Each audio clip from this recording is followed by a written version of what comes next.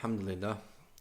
Alhamdulillah wa salatu wassalamu ala rasulillah. Allahumma أخرجنا من ظلمات الوهم وأكرمنا من نور الفهم وافتح علينا بمعرفة العلم وصحح أخلاقنا بالحلم واجعلنا من الذين يستمعون قولا يتبعون أحسنه وبعد. This is the first episode of a new podcast called The Foreword with myself, Brother Mahdi Locke, and I'm here with guest for today, Al-Hajj Abu Ja'far Al-Hanbali, and we're here to talk about a number of issues about why we have this podcast and the importance of why we need to have an alternative English language media for Muslims and about Islam. So before we get into that, we want to talk about how did Islam reach us, how did it get to us, because it's very common in the Anglosphere to use the expression Islam says, where does Islam come from, Islam tells us this, and so forth. So to talk more about this, I will invite Brother Hajj Abu Ja'far to say some words. Alhamdulillah, salatu wassalamu ala rasulillah. When we talk about and discuss how Islam came to us, people's response is often it's through the Quran and the Sunnah.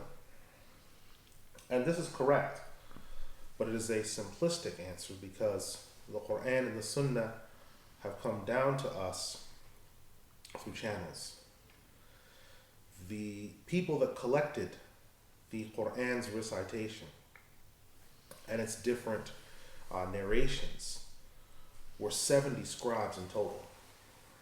Those that wrote down the ahadith were of a great quality of companions. They weren't just any of the 124,000, because any of the 124,000 could narrate ahadith, but not all of the 124,000 companions were scholars and given permission to teach.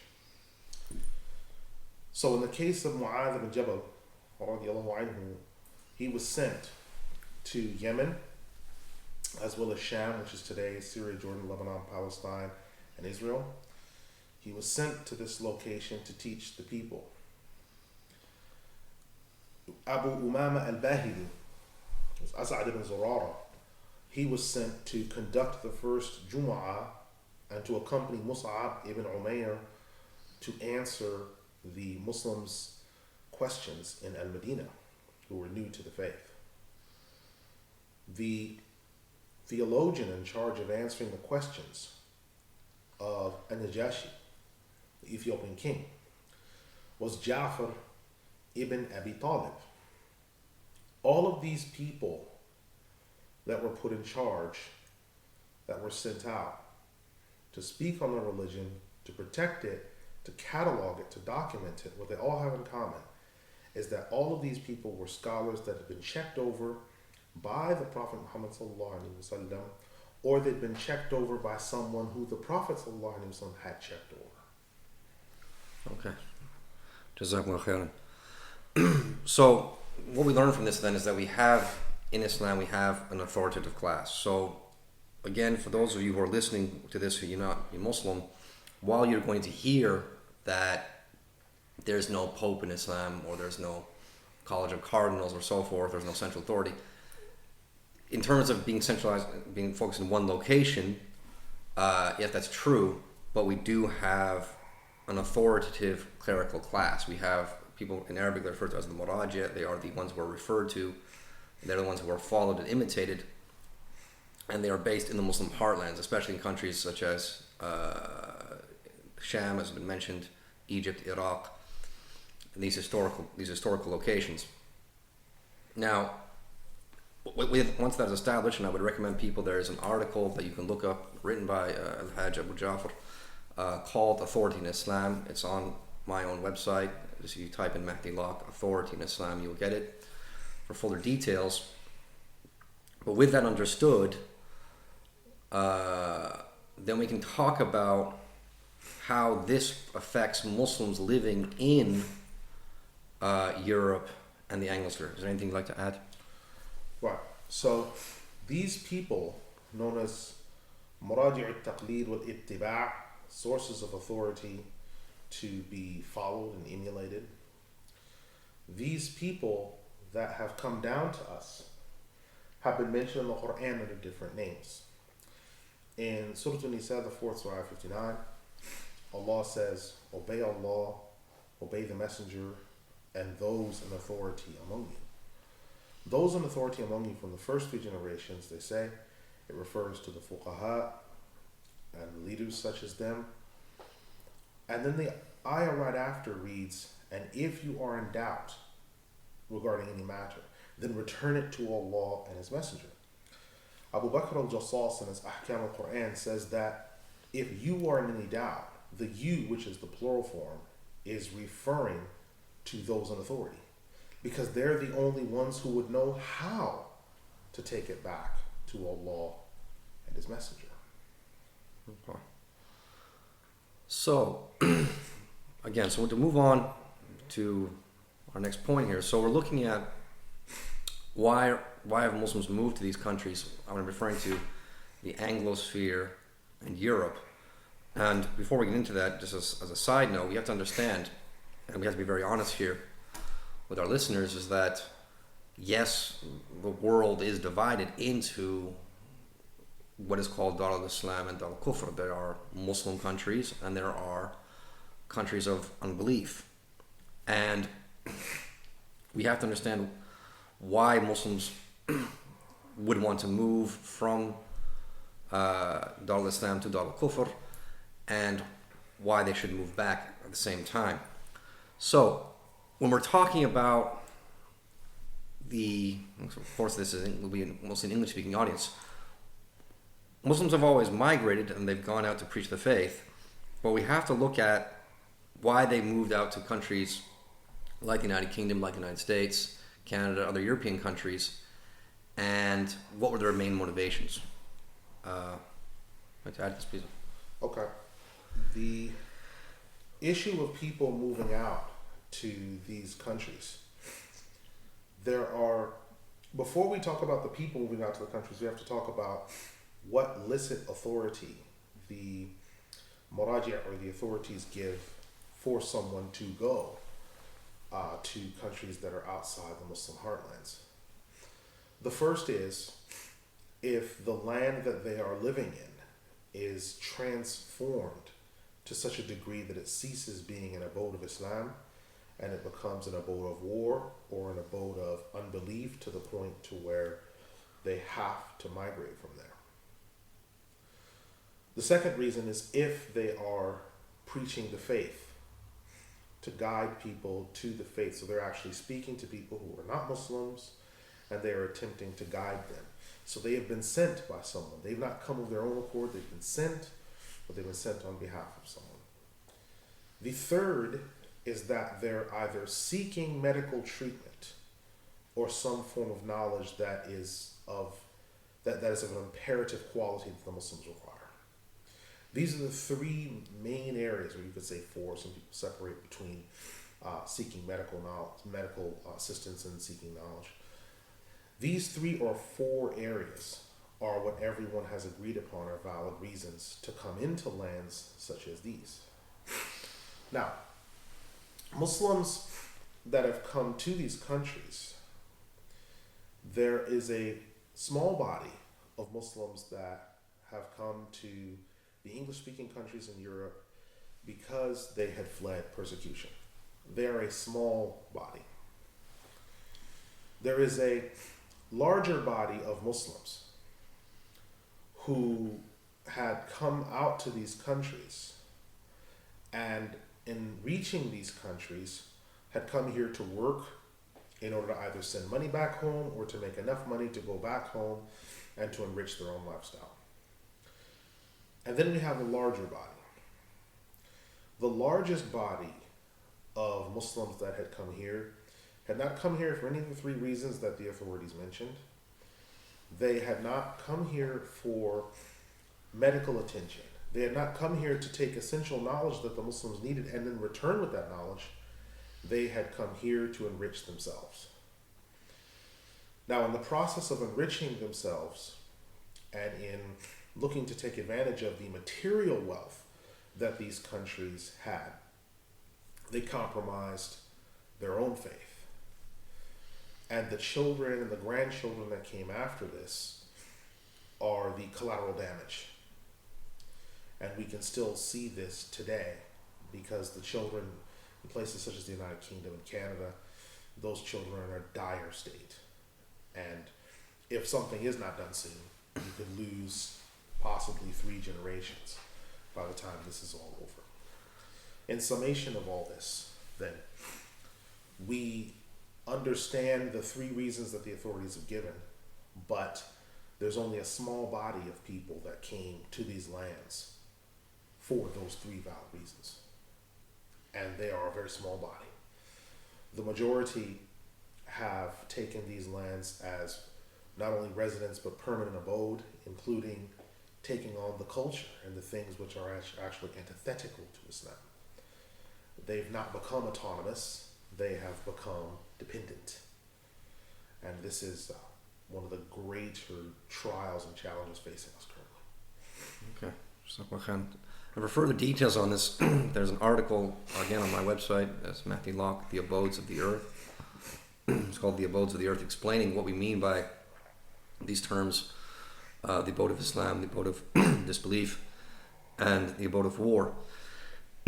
But also, one of the main points that we get in this article, and there are links at the bottom to other articles, one of the main points we get to is the fact that if Muslims are going to be living in Dar al-Kufr, one of the reasons, as was mentioned, but also is there to present Islam to people who are not Muslim, to give them an honest and thorough presentation of the faith and what it means and what it represents.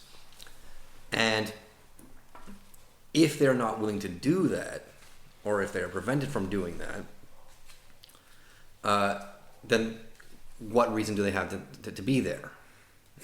Going for a higher standard of living is not ideal because of the fact that there are vast differences between Islam and the culture and civilization that they are living in. So, when the maraaji have given these reasons why, or specific reasons, or I could say justifications for living in places like Europe and the Anglosphere, when it gets to a point where they say that you should not be living there, and I think now we want to go into looking at a timeline of when this happened, because what's happened, I mean, this is from my personal experience, what I've noticed is in the year 2001, we're now going back 15 years, this is when major scholars and theologians in places like Syria and Egypt and so forth, they realized that Islam in the West was not what it was cut out to be. People were making out this image that Islam was spreading fast, that people were embracing the faith in droves, that it was the fastest growing religion on earth, and so forth and so forth. But then it became quite obvious that no, the Muslims over there are actually acclimatizing themselves and assimilating themselves into the dominant, whether it's the European culture, the American culture, the Anglosphere culture, whatever you want to call it. Reconciling to the world. Yeah, reconciling to the world. And these converts that they were talking about were not actually stable converts. These were people, for example, in the United Kingdom, I think we have, 300,000? I read that kind of statistic somewhere. I'm not sure, but I've read statistics where we do have high numbers of recidivism, yes, where people are coming to the faith, and they haven't been fully prepared to take on Islam, and therefore there's a very high likelihood that they will not remain upon it. But when the maraaji make this position and they realize that it's wrong, and they realize that if Muslims are struggling to practice their faith or to apply their faith in those countries, that they should leave and come back to Dar al-Islam, what that means is the maraaji, these authorities, are not actually influencing events in these countries, i.e. Islamic activity in these countries. Something you'd like to add, please? Right. So the case that you're mentioning was an article in the Daily Telegraph, is also in the Independent, about 300,000 Muslims apostating from the time of their arrival in the 1950s and 60s up until today. Now, if numbers are anything to go by, it's said that there are 2 million and more Muslims in this country. 300,000 is a huge number. Now, when you start to look at the numbers and you look at, because there's churches some apostates have built, there's other places of worship. When you look at the reasons why they've apostated, in fact, I met one such apostate by the name of Yasmin who was a Jehovah's Witness. When you ask them the reasons, they all come down to the same basic points. No one ever taught me anything, and I was not included in any activities. So the preaching that's being done here and the other things that are being done here, it's not that they're not only not sufficient for Muslims here. The actual people that came here, their Islamic level of knowledge is insufficient. And so they can't actually preach to people who aren't Muslim and bring them into the faith because their level of knowledge of Islam is so minuscule. So minuscule, in fact, that most of these apostates were from families that are born Muslim families. Now, the converts that then come into the faith come in like any converts do. They're not a blank page. They're not a piece of scratch paper that has no writing on either side. They come in with baggage. You have to offload baggage. You have to correct misunderstandings. You have to change worldviews and paradigms. When this is not done, those opinions then harden and they become associated with Islam. And when they become associated with Islam, you get what are known as innovations or bid'ah, because they become associated with Islam. And this is what's happened. The leadership structure here is a leadership structure that was self-appointed. You will find the men that are in the posts of power, the thrones that they occupy, will very often refer to themselves in light of disputes or matters as leaders, when no one has chosen them, no one has made them leader, and will often take on positions that are far beyond their qualifications. Now, this has led to further dissension, sectarianism, and is creating a slow drift. You have what's known as continental drift, in which the continents are drifting apart. In this case, you have what's known as religious drift. And if that continues, you will have two very separate religions in much the same way that Catholics, American Catholics and Catholics worldwide are just completely different.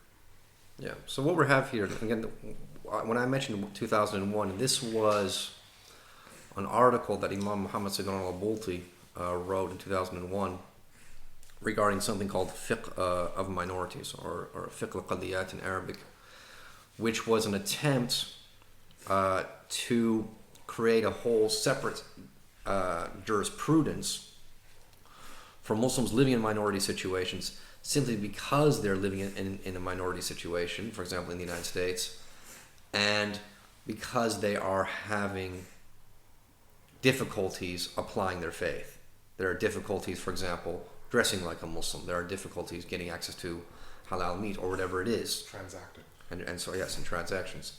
So what they did is they tried to create a separate body of laws instead of going back to the time-honored principle, which is established in Surah Nisa, the 4th chapter, the 97th verse, about hijrah, which is immigration or migration in this case, where if Muslims are in a situation where they cannot practice their faith, or they're being persecuted, or there's any sort of difficulty, they can, or they should, and they must get up and leave. This is not something to be abandoned, and this is something that is fully established in the life of the Messenger of Allah Sallallahu Alaihi Wasallam when he left from Mecca to Medina, because Mecca itself starts off as Dar al-Kufr, where it is merely a case of where the unbelievers are ruling and the Muslims are living there.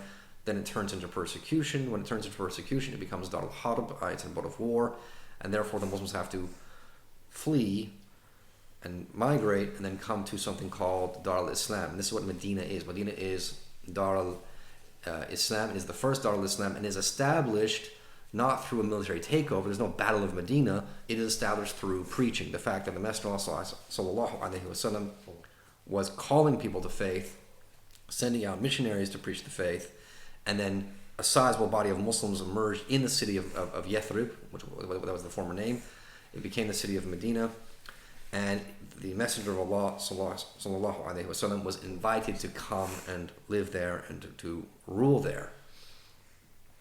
This is clearly not the situation we have in the Anglosphere and in Europe. So, and in fact, if I yes, could say, yeah. in fact, what's happened is, in spite of the persecutions that have been happening, for example, France, when they banned hijab in schools, and there was a ban on niqab in public. In spite of these things, rather than actually seeing that as a cue, when scholars like Imam Muhammad Sayyid al-Mamluti and others said that in circumstances such as these you must leave, rather than do that, they've buckled down and then neutered their faith to then fit this. Rather than forming their own autonomous organizations for helping ladies in these type of situations, they have created certain types of swimsuits so that way they can sort of still reconcile to the world while maintaining some trapping of religion that we are different to you, when in reality they are very much like them. And as Imam Yusuf al-Nabahani rahimahullah said, one of the past maraaji, that the point of these systems and structures and the schooling and the social systems is to create an environment in which the person is outwardly Muslim, but inwardly they have left the faith already. And when you have a lack of institutions, a lack of structure, and the continuance of the persecution picking up, or if we're going to say pressure being applied, you have an increasing pressure that is being applied. And rather than Muslims realizing that, well, we're going to have to leave and regroup and then at some later date pick up, Muslims have decided to, no, we will stay, but we will compromise our faith. We will not stand and defend it. We will compromise it. And in the process of doing that, they have inadvertently or purposely triggered the wrath of Allah upon some of themselves. Because in neglecting leadership, in neglecting structures, in neglecting institutions, Zakat al-Fitr, which is only supposed to be paid to a certain amount of people, is being paid to masjids, imams' salaries. It's just, everything has been completely turned upside down.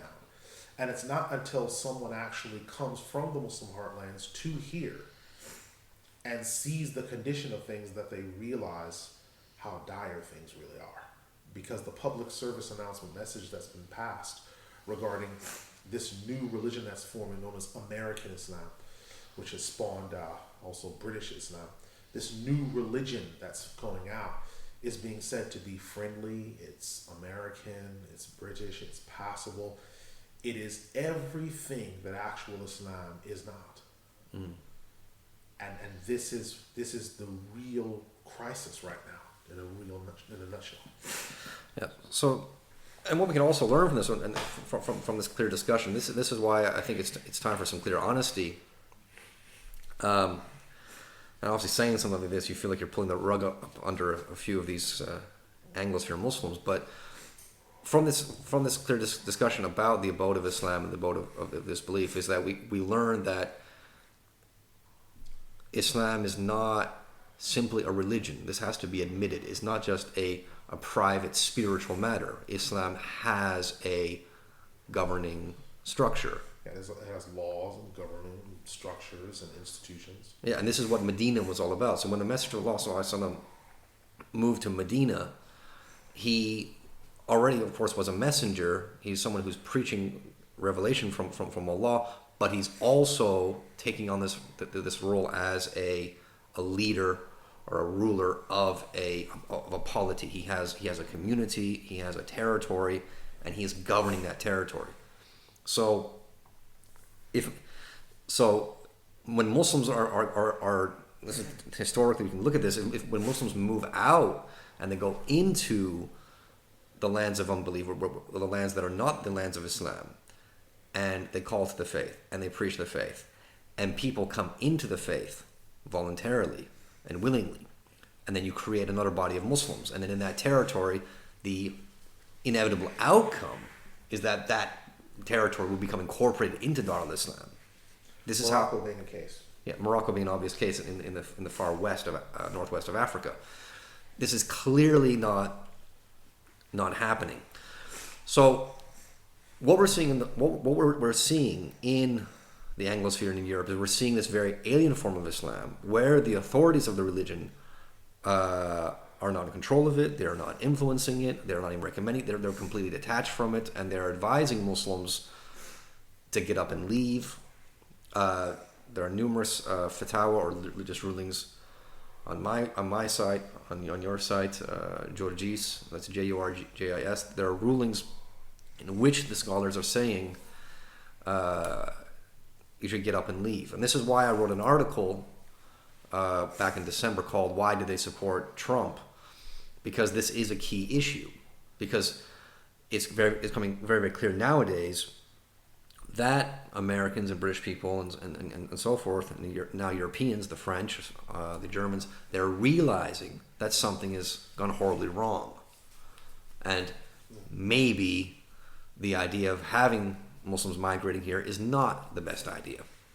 So the next thing I want to talk about, and I'd like to ask this to yourself, Al-Hajj, in the absence of the maraaji, of the absence of the authorities, who then has come into control? Who actually is running the stuff out here? What kind of people do we have? All right. Now, I'll come to this point, but I just want to sort of have a prologue to it. Without the maraaji, you cannot erect masjids. You cannot properly distribute zakah nationally. I've been distributing zakah just on a private level since the year 1991, 92. And you've seen since I've come to England what it's been like. That there are people who are ready to do zakat al-fitr, but they don't understand the rulings about zakat al-fitr. So it's been a small body of believers that have had to take it upon themselves to do this. Now someone could say, well, there's plenty of money in the Muslim communities. Where's all this money going? There are masjids that are having zakat al-fitr money put into the light bills. There are charities that are being paid zakat al-fitr that are spending it on wages. There are madrasas that are having zakat al-fitr spent on the madrasa. There's all these types of things going on which have no business going on. The erecting of masjids. What's happening is, instead of the maraaji seeing that a masjid is overcrowded and saying we need to have another masjid, what happens is certain people come together and they build a masjid of their own accord. They form a committee, they form a charity commission or a structure, like how the earthly carnal structures are built. Then they fall out. Then they take a portion, someone takes a portion of the congregation with him and he builds another one. There's no standing imam, there's no mufti. The general structure of how these masjids work is that masjids are commissioned through the Qudaa, who then commission them through the fuqaha, and the fuqaha then appoint muftis to lead the salah in these masjids. The masjids here in these areas, most of them, salah is not really even valid behind the great majority of the imams here. There's nowhere near muftis. Yeah, and they're buying these buildings with mortgages. They're taking they're taking interest-bearing loans. So they're getting involved in all these types of things. Children are being molested. I mean, it's just a calamity. This is what happens in the absence of the maraaji. Now, what exactly happened? Well, when Muslims began immigrating out here, that did not come here for preaching the faith. They came to work. They came to make the money. They came to do all these other things. When they came here, they saw their children going astray. They saw these other things happen. And they decided and said, we need to build buildings. We need to make something. Now, some of the people that had come here had come from villages. And as you know, it is not compulsory to have a jamia or a masjid in a village. Yeah. So how would village people know how to build a masjid? They wouldn't. So they did what they thought was best from the environment that they saw around them, and they built these buildings, which are more similar to social clubs than masjids. They built these organizations. Then they had no leaders or anyone to go in them. So they brought people from where they had lived to head these organizations. But the people that they brought in were more savvy than them. They began funneling the money, creating charity commissions, forcing founders of the community out of the picture, completely stoking the fires of sectarianism. People who had never been sectarian all of a sudden start taking hard positions on things. The masjids begin to split up. So an area that originally had one masjid now has several. So you have very sectarian, slippery-tongued people who have brought this in. The second type of people that existed, which probably started around the 1960s into 1970s, were the intellectual, esoteric Muslims. People who were coming out of Woodstock and the free love movement were looking for an alternative to traditional religion in the United States and the United Kingdom. They wanted an answer, and they wanted answers now. So you had the growth of transcendental meditation, known as TM, the Krishna consciousness movement through Swami Prabhupada Bhaktivedanta, and you had the charlatan fake Sufi lodges. And people went to these locations, and they associated them much in the same way with as one would go if they went to a Hindu ashram or stayed there for a few months. And so you had now a convert class, and these convert class Muslims gradually gained strength through charisma coming through. And initially, no one was arguing with the things they were saying because they were being activists. They were active in being activists. But they had no knowledge of the wider world around them. So when the carnal earthly rulers began to apply pressure, because if someone attempts to follow Islam accurately, the world will turn on you at some point. All of us understand this. When the world began to turn in their local area, when pressure was applied, what happened is, in order to be able to deal with and to bear the burden of what happened, they slipped back into the religious syncretism that they had come out of from the Transcendental Movement, from the Krishna Consciousness Movement, or the 1960s. They slipped back into the religious syncretism. And from religious syncretism, they went into religious ecumenism. And religious ecumenism was gathering people together. We just want to hear what people have to say. In spite of the fact that all 6,236 ayat in the Quran were very clear about comparative religion. They still said we need to bring people together to know more about them, as if Muslims don't know that there's a Trinity, as if Muslims don't know, even though it's mentioned in the pages of the Quran by Allah. In spite of these things, they've got these people together. Then the next stage was religious indifferentism, where ultimately all of these religions became one. The real clear example of this was Martin Lings' Return of the Spirit in 1997, which I finally had the opportunity to read. That is the clearest example of just religious indifferentism, where there are 9 religions, they are different parts of the same elephant, and some people are holding the ears, some people are holding the trunk, some people are holding the foot, but it's all part of the same elephant. Now these people, because pressure is being put on them, and often they're indigenous to these countries, they've also sought political backing and financial backing, and they have received it. In the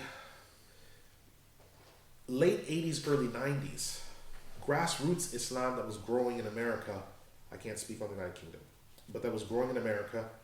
Mexico, it continued to grow because they couldn't get down there to stamp it out.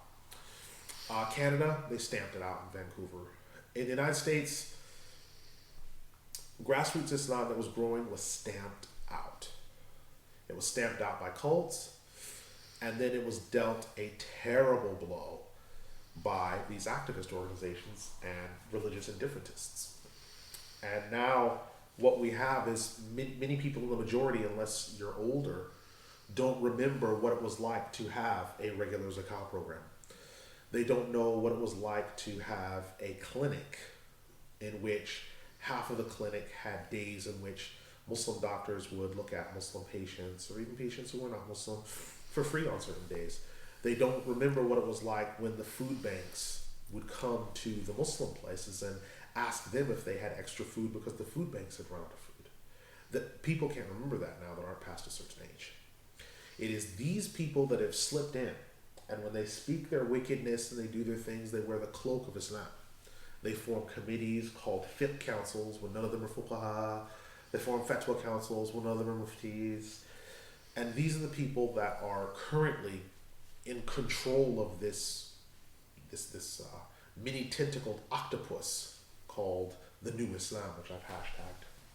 Yeah, because that's what because that's one of the things I translated and it's on both of our websites is that the long article by again Imam Muhammad Sayyid al-Bulti about fatwa that serve the West. There are fatwa, there are the guys these religious opinions, legal Spokesman for the West. Yeah, these legal opinions that present themselves as trying to serve Islam, but they're really trying to serve some sort of political end. Because another thing I've also stressed on my blog a lot is what you're seeing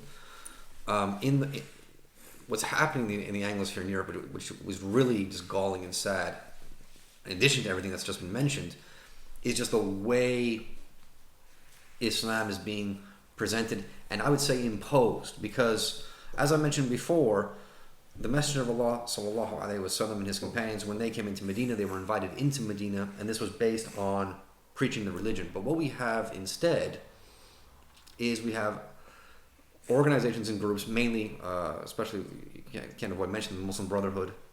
They have front organizations all over the place. The United Kingdom and the United States. You can go back in my article. Why did they support Trump? There's links. There's references. And their method of bringing their idea of bringing Islam is a top-down approach, where they are going to try to put influential people in governments, influential people in media, influential people in academia, in popular culture, however they can, and then impose Islam from above, right? And this is why, again, for those of you who are not Muslim, if you're listening to this is why you're going to see stuff like complaints about cartoons in newspapers and in magazines and so forth, complaints about any sort of trying to ban mockery of Islam. Islam being discussed like a race. Yes. Civil rights arguments. Right, Islam is not a race, and again, I have an article on my blog about this, about Islam being a revelation, not being a race or culture. For example, one of these spokesmen for Islam in the West appeared on the Doha debates with Tim Sebastian on the BBC, and honestly, very very candidly, said that in the same way that racism is abhorrent and racism is outlawed and scorned upon throughout the world, we should have, the United Nations should do something similar for religion, because if you insult my religion, it's similar to insulting my race, completely missing the point that a race, what makes racism so abhorrent is that a race is not voluntary. A race cannot be changed. You cannot. Why would you hate someone for something that they're born with? It's not mutable. Whereas when you have religion is a choice. You choose to believe something. And a religion, of course, affects one's actions, affects one's behavior. Race does not. There's not a black way or a white way or a green way or whatever of acting. So this is complete nonsense. And furthermore, if you get into situations where you put pressure on the government and you say that people who are not Muslim cannot say things about Islam, they cannot insult Islam, they cannot mock Islam, they cannot critique Islam. These poor people, these spokesmen for Islam in the West, they are completely unaware of the fact that they can also be beaten with the same stick. It's what I would call the politically correct stick. They don't realize that Christians or Jews or homosexuals or transgender, they can use that same stick and beat them back and then force them to shut up. And if you get in a situation where you're forced to shut up and you can't preach your faith, and I mean talking about Muslims here, then again, your reason for being in these lands is just completely nullified. So what we're looking at, so this back to this top-down approach. So what this top-down approach is doing is when you're trying to force Islam from above, trying to ban page 3 of the Sun, for example, upon people who are not even Muslim, the obvious, inevitable, clear conclusion is bitterness and resentment. People are going to be feeling, well, why am I being made to obey this law and so forth when this is my country? This is not a Muslim country. We are not living in Egypt. We are not living in Iran or so forth. Why are we being made to do these things? And one thing that has to be kept in mind is, and as is evident when you look at the people that are acting as spokesmen for Islam, when you understand the rules of the revealed law, if someone does not believe in the foundations of the revealed law, they are not responsible for the branches of the revealed law. Meaning that if someone does not believe that there is no God of Allah, Muhammad is the messenger of Allah, then that person is also not subject to the laws on not being drunk in public, on fornication, not because that's fine and it's permitted, but regarding penal judgments, laws, and codes. So we would expect that the people in countries that are not Muslim would carry themselves in a certain way and may do things like have public nudity or displays. We understand that would happen because they don't believe in the foundations of the religion. So how would they possibly believe in the branches of the religion? And so rightly, when they're attacked or when they're assailed upon and told these people they're drinking or they're doing these other things, they're going to attempt to defend themselves, often using violence. Now, the next issue that we then are faced with is that the people that are in these positions are going to be given a very clear and stark choice in which they will have to commit fully to earthly governments and carnal masters or suffer the consequences.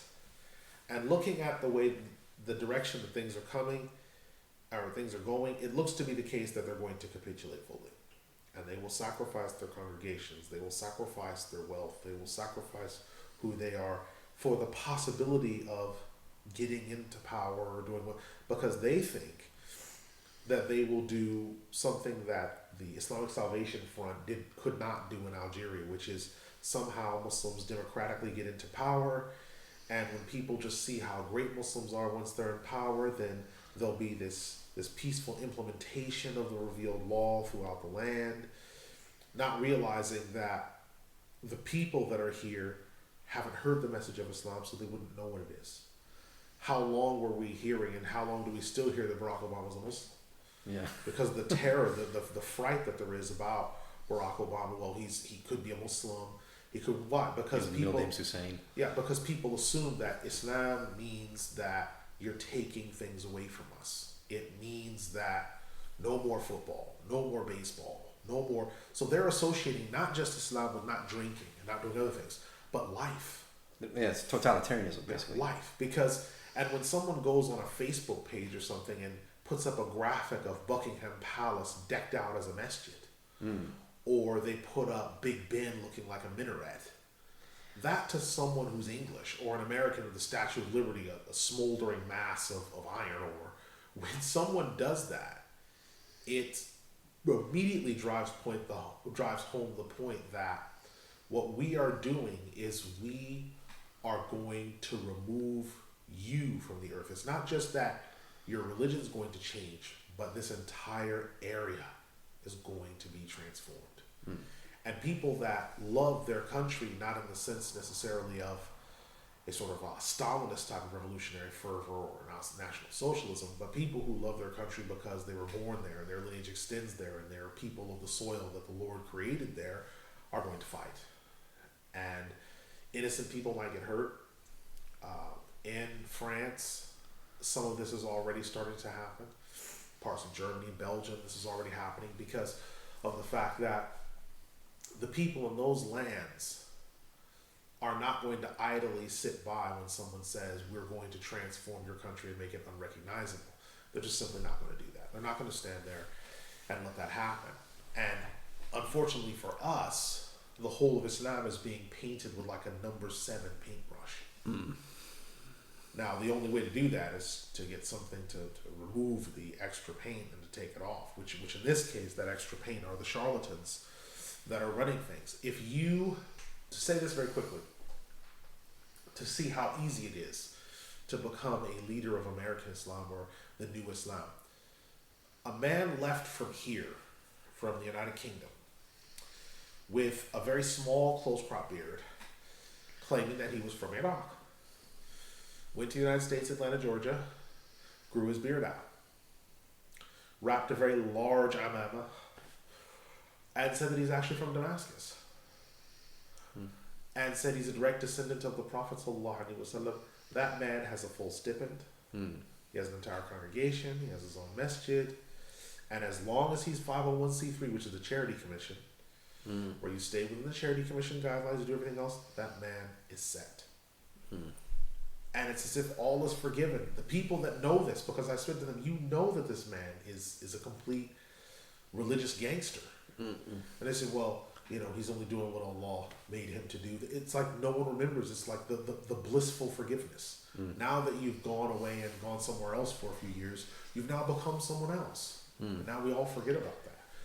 And we've watched people transform where they've gone from saying that they're from a certain neighborhood or a certain rough area to gain accolades from their constituency, to now saying they're from an upscale area, trying to polish their accent in the hope that when they say, I'm actually from this area originally, that now they'll be accepted by earthly carnal rulers because now we're the same as you. You know, you can't charge £1,500 or $1,500 for a weekend trek and give away no spiritual knowledge, leave them with no, and think that the type of people that you're producing are going to be stable or well-adjusted believers, because they're not. Wow. And this brings again this point about the takeover again, like I mentioned earlier, the fact that the Messenger of Allah Sallallahu Alaihi Wasallam, when he took over Medina, that this was the fact that he preached the faith first. Those people were believers, they were Muslims first, and then he was invited to come to Medina, and then the Dar al-Islam, the Islamic governance, is an outcome. It's an outcome of people being believers first, because taking over an area, enforcing Islam upon people, or running in democratic elections and then winning and then imposing Islam upon people does not produce anything fruitful, because the people are not accepting this voluntarily. They're accepting this by force. They've not been convinced. George Bush was president for 8 years in the United States. That did not turn every American into a fervent neocon. Barack Obama has been president of the United States now for 8 years. That has not turned every American Hard left. Yeah, hard left. And everyone's not a fervent progressive liberal now, because that has no effect. It is not it's not efficacious at all. Whereas when you preach the faith and it enters into people's hearts and they accept it willingly and voluntarily and wholeheartedly, those people will remain Muslim, not just for their lifetimes, but they'll pass on to their children, and it passes on for centuries, decades, and that's decades and then centuries. And that's why, to this day, despite everything that the Muslim world has gone through, various wars, the age of colonialism and so forth, you can go to places like Egypt, places like Yemen, places like Morocco, even Algeria, you're still going to find Muslims. Because when it first came, it was implemented or brought in willingly and voluntarily. But whereas when it's forced upon people, they reject it. That's human nature. And this is what's being done in the Anglosphere and in Europe, where Muslims are trying to impose Islam from above, impose the branches of the revealed law upon people, to get people to dress just like we now have this quote-unquote Muslim mayor of London. Right? Agnostic. Who was openly said that he's an agnostic, talking about, banning nude images in London. But what's the point? What is the point of that? When that is not part of English, that's not part of English culture, that's not part of the way people do things in the Anglosphere. why are you imposing that upon people when it's not what they believe anyway? And they don't even understand what that means. Yeah. Why are you taking this away? If you had said this maybe in the 1700s or 1600s, where the church was still very strong, and the same principles were intact that maybe you employed, you would have received a much more favorable response. People tend to consider this age one of post-religion, post-modernism, post-everything. So you literally have to start, whenever you speak with people in these countries about anything, to deal with epistemology. If you don't talk about epistemology, you're assuming. It's like when these people, when they do come out and they set up their little table and their bench, and they say, well, let's get our Dawah tables going. They set their bench up and they say to them, well, we believe in all the prophets just like you. And the man looks at them quizzically and says, I don't believe in any prophets. I don't know what you're talking about. Yeah, we believe in Jesus like you. I don't believe in Jesus. There's this assumption that everyone in these countries is people of the book. Everyone is a Jew or a Christian, and it's just that they're being irreverent. No, there are people in these countries who are anti-theists. They're actually in opposition, deep opposition, and they're antagonistic to religion. So when it seems as if the life that they're enjoying, which some aspects of it may be irreverent or some parts of it may be hedonistic, when you're taking that away and there's no reasoning of why that is, then those people are going to strike back, or they're going to question. Because people say these are things that are known by people. No, there are certain things that are no longer known because they've been effaced from the public consciousness. Public nudity in some of these countries, at least in some areas, has been effaced from the public consciousness. And it's not just that it's no longer understood to be bad, it's that it's celebrated. It's lauded. And it is seen as something that should be pursued. In order to have a triggered response that comes from their original soul that Allah gave them, their natural disposition, you will have to go back to epistemology. Why is this something to be lauded? Why is this? Because people don't question anymore. It's about, I must continue on as I am. The inexorable march of progress continues. So if we don't do anything along the lines of questioning these affairs and starting with an epistemology to get people back to the original sources, then none of what we're saying makes any sense to them. Because we're not in an age of people doing deep thinking and epistemology anymore. People are just, they'll enter into a philosophy class. There was a teacher I knew who was teaching philosophy class, John David Hauser, and he had said that because our philosophy classes were really rowdy, and the next year I came and he was my guidance counselor in university, and I said, wow, these classes, they must be really amazing. He says, I wish I had classes like you guys again. No one does, they just come here to get the grade. They're not trying to find the truth of things anymore. They're trying to find out, what does the teacher want to hear, what's on the exam, and how do I pass? That's another common assumption that a lot of these so-called preachers out here, they make this assumption that if you can sort of prove that Islam is the truth, and someone will admit automatically, because there's this assumption that everyone's looking for the truth. A lot of people just don't care. They simply don't care.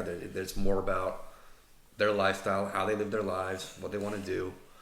And that's why Allah says about the disbelievers in the Quran, He says that in their hearts is a disease, not their intellects, not that they can't understand something. It's their hearts is what they actually desire and what they want from this life. And I think also what we discovered, what we've just discussed over the past 20 minutes or so, I think it's quite clear that I think we've answered this Islamophobia question. There's a very clear reason as to why. Because first of all, Islamophobia, this is a ridiculous term because it means an irrational fear of Islam. No, it's not an irrational fear. It's not an irrational fear to worry about being blown up, to worry about being shot, sexually molested, raped. That's not an irrational fear. It's not a rational fear to worry about your country being transformed, your culture being lost. That's not an irrational fear. In fact, in my experience, only Islamophobia I've ever experienced actually from Muslims. Because it's Muslims who are anxious and worried about Islamic symbols, Islamic dress. The only Islamophobia I've ever experienced is from Muslims. So the fact that we have verses in the Quran where Allah has told us that this faith would be rejected, that the unbelievers do not like Islam, they hate Islam, they will not accept it. That is enough. That you can look at Surah Al-Baqarah, the 2nd chapter, verse 120, and Imran, ayah 186, verse 186, the 3rd chapter, Surah Muhammad, the 47th chapter, ayah 9. It's quite clear that regardless of how we behave, we will not be welcomed into this world. We will not be accepted into this world. It's very, very clear. And anyone reading the Quran as well, reading the stories of the prophets are always rejected. They are persecuted. They are chased out. They're not welcomed into this world with open arms. And then on top of that, we have to look at Muslim behavior. Because Muslim behavior, what we have now with terrorism, with rape gangs in the UK, like what's happening in Rotherham, why should Muslims be expecting to be accepted, let alone loved? It makes absolutely no sense. And they'll say, now sometimes apologists for these things will say, well, if you look at the white statistics, they've got statistics regarding rape and molestation. But the real basic answer to that is, if they're the majority population and they have high levels of this, it's because they are the majority. If you are 2 to 3 million people and you are outstripping them in prison population, in young offender rates, in statistics on molestation, how are you, a very small minority, outstripping the majority culture in these things? That's how you really need to frame this in terms of the discussion that we're having these days. How is it that you're a minority and you are outstripping the dominant culture in committing acts of terrorism, crime? Think of how long it's been in this country, England, since there's been a major bombing. Combat 18. Does anyone even know who Combat 18 in the United Kingdom is anymore? Is the IRA even considered a level of threat in this country, in the United Kingdom, or in England in particular? Are they even considered that high of a threat to where you're on Amber Alert? Who is it that we've been hearing about Amber Alert since 2001? Exactly. You see, the Irish have not, taken 4 planes and flown them across the Atlantic and rammed them into buildings, or planned on a attack in which they poison the entire water supply of a country. They've not done that. The IRA has very clear stated political aims, has very clear principles. It has a history that goes back to 1240 of why this is happening. The Muslims that are doing these things, that are citing the Quran as their example, is creating a large dust cloud that has to be cleared. And the spokesmen for Islam in the West are not explaining what this means. What's happening instead is they are saying that is racist. The way you framed your question, the way you said that is so that way what you do is you create a smokescreen to where you never have to deal with the original query. You never have to deal with it. You never have to address it. All you do is create that smokescreen. And so it stifles serious discussion and thoughtful conversations on these matters because you can't discuss it. Which it creates in the hearts of a growing underground class the doubt and the feeling in their heart they're colluding with them. The people that are doing this are colluding with Muslim terrorists, because why else would they refuse to discuss that's why you see that comment online where they say the difference between quote unquote a moderate Muslim and extremist Muslim is the extremist Muslim is the one who will kill you. The moderate Muslim just won't do anything. He won't defend you. Yeah, it's and that's what makes them think, okay, these must be part of the capitulation brigade, in which these people are your welcomers, because they think that the groups that are doing the atrocities that they're doing, these people don't think that English people, American whites in America and whites in England, they don't think that these people read. They don't think that any of this literature is in English that they can access. They don't think that they can download the Quran from Amazon and compare. They don't think that the Ikhwan al-Muslimin's guide for settling the West, they don't think that's in English, which was translated by the FBI in 95. They think that these people, they just don't know anything about Islam, they have no connection whatsoever. And these people have been watching Muslims since they've been coming to this country. And they continue to treat people who are not Muslims, especially the host societies, like the dominant society, as if they're idiots. Yeah, they're not. Yeah, as if they don't know anything, and whole studies have been done. You know, chaired conferences and think tanks have been prepared for just this issue. And they've walked it all the way to the logical end because they're preparing for that. And before that happens, Muslims that are wise and understand and can read the writing on the wall, to quote the book of Daniel, that can read the writing on the wall, have to get out of the way. If you are in the way when things finally do come to a head, you will be a statistic. You will be a footnote in history that we'll read about. And Muslims here are still thinking, you can hear them on the news or on radio saying, this is my country, I love this country more than, just like anyone else. And that's just not being accepted anymore. Yeah. Because people know that that's not true. People understand that that is a farce. Not because everyone that says it is a liar, but because the rhetoric is false. Yeah. And their attachment to this country is not like the attachment that... Yeah, you will never understand an Englishman's love that he feels for Winston Churchill because he has someone that looks like Winston Churchill in his family. And you're Tunisian. You don't have anyone in your family that looks like that. Yeah. Or Lord Nelson. And your links don't go back that far. There's people who their coat of arms goes back to the coat of arms of Charlemagne. Your links don't go back that far. These people, they look like the old poets or these paintings on the wall. They look like those people. That's the attachment that they have. We remember the hadith in which the Prophet ﷺ commanded the angel Jibreel ﷺ to take dust from the different portions of the earth. And these people are the clay that they're made from is the dirt of this land. That's who they are. In so much as the fact is if someone came to Egypt and attempted to subvert Egypt and to convert Egypt into some type of Indonesian utopia, people would fight against that. Yeah, exactly. I mean, in Egypt, the Urabi revolt in the 1800s, that started purely off of the rumor that a Bedouin woman had been raped. Now, more than 1,400 for a fact were raped in Rotherham. Yeah, one city, little girls. Yeah, one city. And we expect English people to sit on their hands and to not do anything because Islam means peace.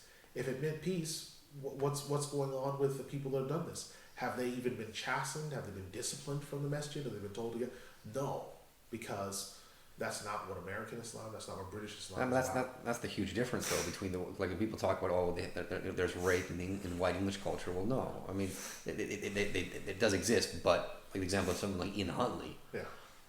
English people react to it, Yeah. and they get angry about it, and they punish these people. Yeah, there's marches, there's things. I mean, the police van that Ian Huntley was brought in was pelted with so many missiles, it was nearly irreparably dented. He was in danger, and is still in danger.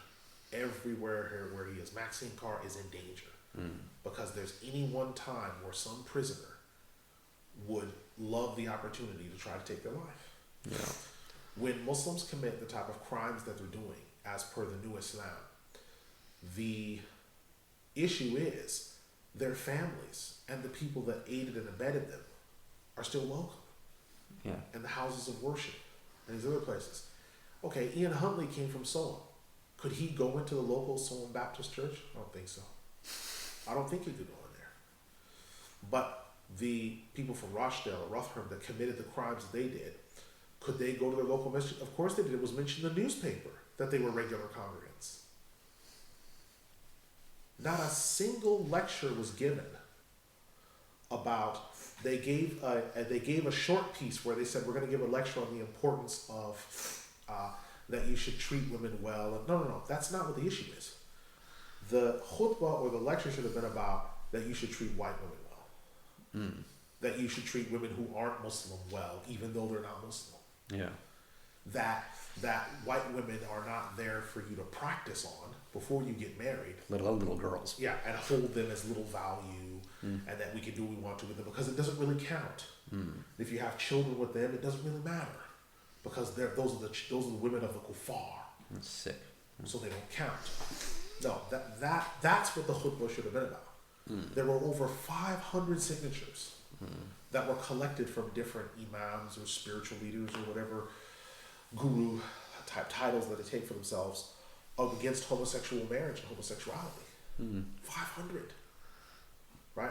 How many signatures were collected? None. There was one khutbah that people read out. That's it. Under command from the government. Yeah. Under pressure from the government. Yeah. Because of Eric Pickles and other people stressing about terrorism and everything else. I read the original letter from Mr. Pickles.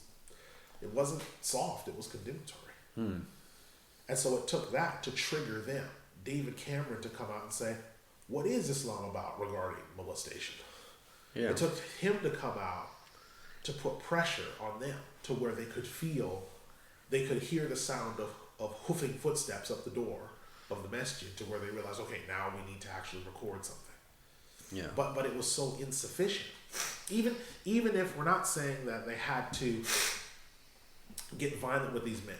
Let's say these men, after they were convicted, if there was a massive demonstration as the policemen were bringing them in, or if there was a massive demonstration and then at the masjid, the local imam said, "These men, they cannot come here. They're not welcome here anymore. We don't allow that. You know, we just don't allow this type of behavior. It's unacceptable." No. Instead, it was a conspiracy. Those white girls were asking for it. You know that English girls are loose. You know Kafir women are loose. Yeah. What are they dressing like that for? Well, clothing's got nothing to do with whether you deserve to be raped at 12 years old and raped at all. This is what we're facing. And that is this new Islam, the British Islam, the American Islam, the new Islam. That's what's being offered. It's open and free to everyone that can get it, but you can't touch me. Yeah. It's the ultimate game of tag where you're always on home base and protected. Right. So the moment he touches you, you're it. You go to touch him. Oh no, I'm on home. Yeah. No touchbacks. Yeah. No, the people aren't playing those games anymore, and people are starting to rise up because a woman who's not a Muslim, or in these cases, in these countries, Caucasian women in the United States and America, they have families. Yeah. That care about them, that love them. They don't deserve any honor. They don't deserve that's not acceptable anymore. And they say, well, there are girls. No, they're not, because some of your men targeted specifically these women for no other purpose but the fact that they weren't Muslim and that they were Caucasian. Yeah. Targeted them. Yeah, and they still do that, and it's still going on now. Yeah, it's still going on now. They've pleaded with Rochdale cab drivers to have, or Rotherham, I think. Yeah, Rotherham, to have the cameras installed in their van. They won't do it. Yeah, they were protesting that. They won't do it. It's like, why? Are you in collusion? Have you been part of these things before? Yeah. Because it makes you ask the question. Well, it's too expensive. Wait a minute. How much are you making every night? How much do you make a month for the cab service you're doing? Let's look at the size of your house. Let's look at the size of your family. And you're telling me you can't afford that. Let's look at your plasma screen. How many inches is it? But again, you would think naturally that if someone wanted to prove their innocence, they'd be willing to take those steps. Yeah, just put the camera and say, yeah, look, I'm clear. I'm involved in this activity. It immediately evokes suspicion. Yeah. That kind of behavior. So, because one thing I wanted to mention, just the point again about this, about a lot of the terrorism and the despicable acts in this culture, but it's also the fact we have to bear in mind that there are lots of cults and sects and groups. I remember I did an interview with the New York Times back in 2006, I think, and I made this point that there are loads of groups in the Muslim world and they're banned. Yeah. They're banned. They're prescribed by their governments. They're persecuted. And then they have nowhere else to go. Where did they go? Yeah, they're given free reign here. They come out here. There's freedom of speech. There's free expression. Yeah. They're allowed to form. They can have their own masjid. They can have organizations. They can have schools. They can have TV stations, radio stations, whatever. It's a cornucopia of blasphemy. Yeah. This is the the heartland for it. It's a hotbed of just horror. So that explains one of the problems. So in closing this, I think, because we'll take a few more minutes now, just to talk about what should we be expecting in the coming years, and what is it that